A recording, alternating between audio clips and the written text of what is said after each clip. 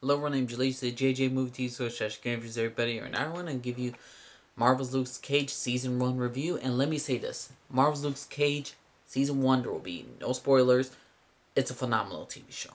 It's phenomenal. Culturally, it's phenomenal. I'm going to give it a 9 out of 10, an A minus TV show. If the least I could give it is a 8.8, which is a B plus, and that is saying something.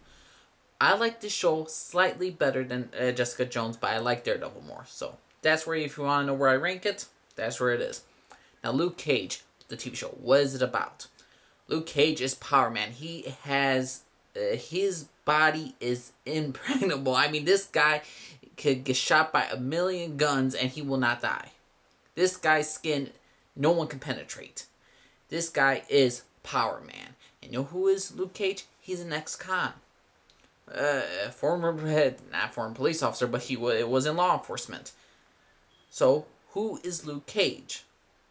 Luke Cage is a man who is trying to right the wrongs of his past, and also not trying to get media attention so people won't recognize who he is and there won't be a big shitstorm about him. But ultimately, he is a hero. Luke Cage is a hero that Harlem needs. And if anything, the culture of the black community in Harlem, he's the hope that this society needs. If he was actually real, goodbye all the gangs in the freaking New York, Chicago, Jersey. I mean, all the places where there is crime and in the black community and all that stuff. Just get fucking Luke Cage. Luke Cage could straighten it out right then and there. Let me just say this. Luke Cage, and there's two other villains. There's two villains called Cottonmouth, which is played beautifully by this actor who was in freaking he was in the Hunger Games and he was in the House of Cards. He played Remy Denton. I forgot the actor's name. I believe it's something Ali. Then we have also one other villain called Diamondback.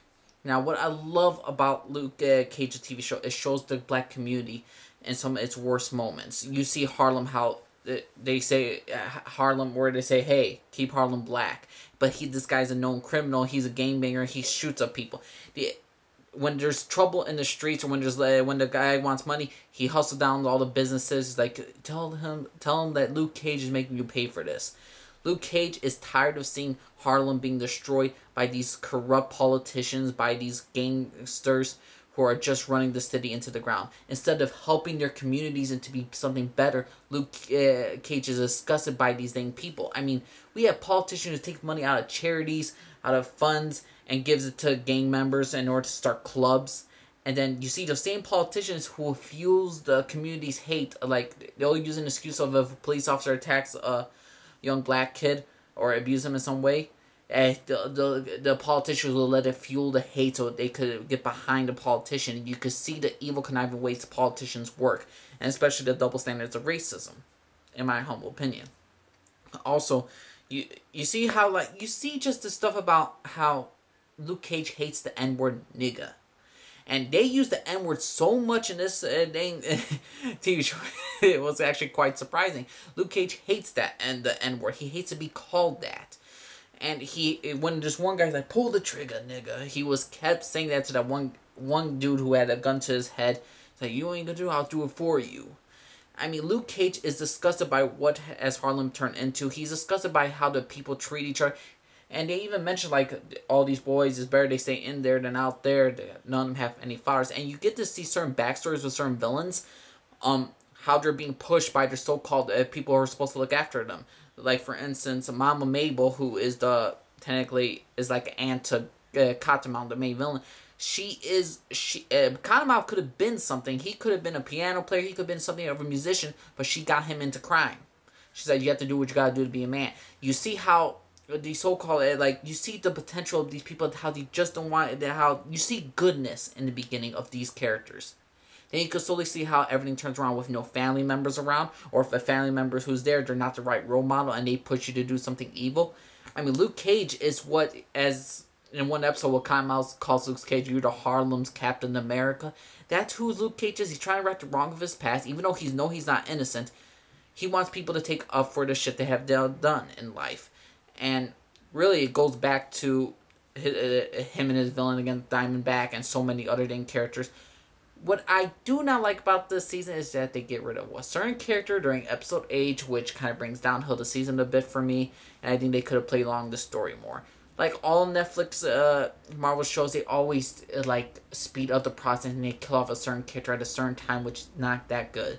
And they should have just saved it up for a little bit more and then pay off, and then season 2 you can have something better. But season 1 of Luke Cage is unprecedented in my opinion for what it shows about the black community, of like how the police officers work and how sometimes they could go overboard with their supervision. You can see how the politicians work, and you see how the double scheming, the backslides.